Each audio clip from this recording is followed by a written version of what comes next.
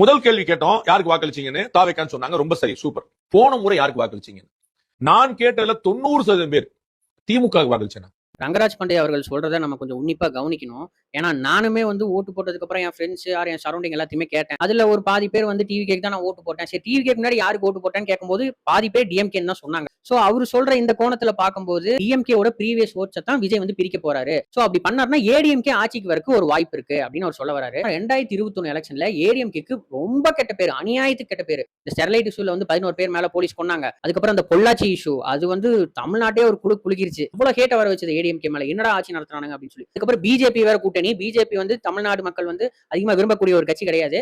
So அப்படி பார்க்கும்போது நிறைய பேர் ஓட்டு போட மாட்டாங்க. இவ்வளவு எல்லாம் இருந்தும், இவ்வளவு நெகட்டிவ் பாயிண்ட்ஸ் இருந்தும், இவ்வளவு டிஸ்அட்வான்டேஜஸ் இருந்துமே 70+ சீட்ஸ்க்கு மேல ஏடிஎம்கே வாங்குச்சு 2021 எலெக்ஷன்ல. இவங்க ஆகாது அப்படின்னு சொல்லிட்டு டிஎம்கேக்கு போன அந்த ஓட்ஸை விஜய் பிரிக்க போறாரு. இப்ப டிஎம்கே கொடுமையான ஒரு ஆட்சியை மக்கள் பார்த்துட்டாங்க. அப்படிங்கும்போது விஜய் மேல நம்பிக்கை இல்லாதவங்க ஏடிஎம்கேக்கு போடுவாங்க கண்டிப்பா 1%. அப்படி பார்க்கும்போது ஏடிஎம்கே ஆட்சிக்கு வரக்கும் ஒரு வாய்ப்பு இருக்கு. டிஎம்கே முழுக்க முழுக்க ஆட்சிக்கு வரக்கு இன்னொரு விஷயம் என்னன்னு பாத்தீங்கன்னா மைனாரிட்டி ஓட்ஸ். அவங்க கம்மியான பெர்சன்டேஜா இருந்தாலுமே அப்படியே டிஎம்கே போடுவாங்க 95%க்கு மேல.